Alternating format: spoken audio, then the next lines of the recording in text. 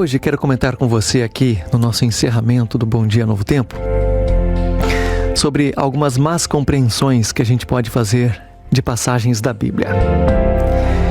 Por exemplo, Mateus 27, lá no versículo 5, diz assim: Então Judas jogou o dinheiro dentro do templo e saindo foi e enforcou-se.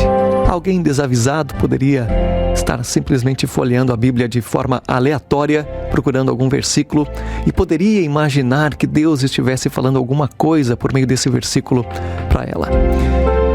Você conhece já essa alegoria? De repente, essa mesma pessoa, ela depois abrisse Lucas, no capítulo 10, no versículo 37, que diz: Vá e faça o mesmo.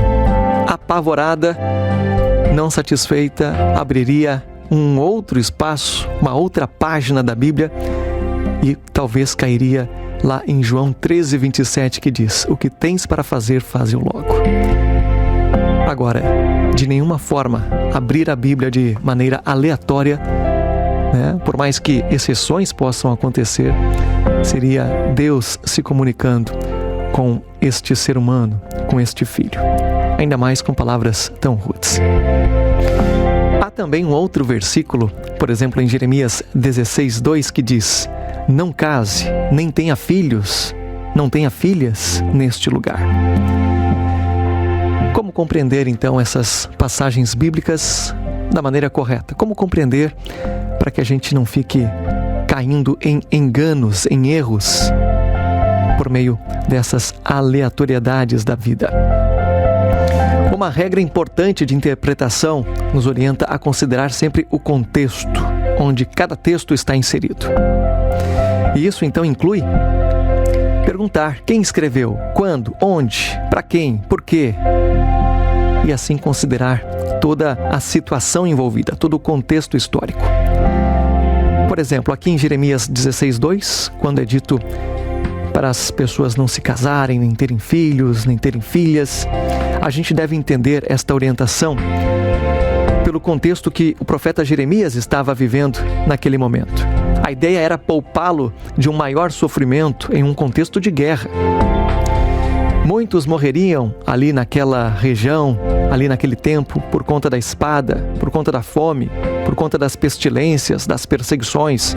Então, se Jeremias constituísse família, além das muitas dificuldades enfrentadas por ele, pelo fato de ser profeta e por proclamar uma mensagem popular, ele teria de arcar com as desgraças que estariam sujeitas à sua esposa, os seus filhos, enfim, todos aqueles ligados ao profeta. Por meio de uma carta enviada aos judeus que agora estavam em cativeiro, isso anos depois, onde não havia mais guerra, já o conselho foi totalmente diferente, foi totalmente contrário, dizendo assim: São estas as palavras da carta que o profeta Jeremias enviou de Jerusalém ao resto dos anciãos do cativeiro e a todo o povo que Nabucodonosor havia deportado de Jerusalém para a Babilônia. Assim diz o Senhor: A todos os exilados que eu deportei de Jerusalém para a Babilônia, casem-se e tenham filhos e filhas. Escolham esposas para os filhos de vocês e deem as suas filhas em casamento, para que tenham filhos e filhas. Aumentem em número e não diminuam. Veja, mesmo livro, mesmo profeta, Jeremias, mas agora lá no capítulo 29, versículos 1, 4 a 6. Portanto, ao orientar Jeremias a não constituir uma família, Deus o fez para o bem do próprio profeta. Por outro lado, pensando no bem dos exilados, ele os orientou para se casarem e terem filhos. Sendo assim, desta maneira é que a gente deve ler a palavra de Deus, com sabedoria, com entendimento, com análise, compreendendo corretamente a sua aplicação para nós hoje. Deus sempre quer o melhor para a nossa vida.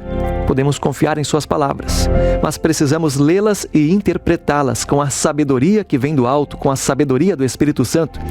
Ele sim está disposto a nos conceder esta compreensão sempre, se a gente assim de coração aberto, com sinceridade, o solicitar. Que Deus nos abençoe. Para mim, Esael Fernando, foi um prazer, uma alegria, um privilégio ter compartilhado mais esta manhã com você.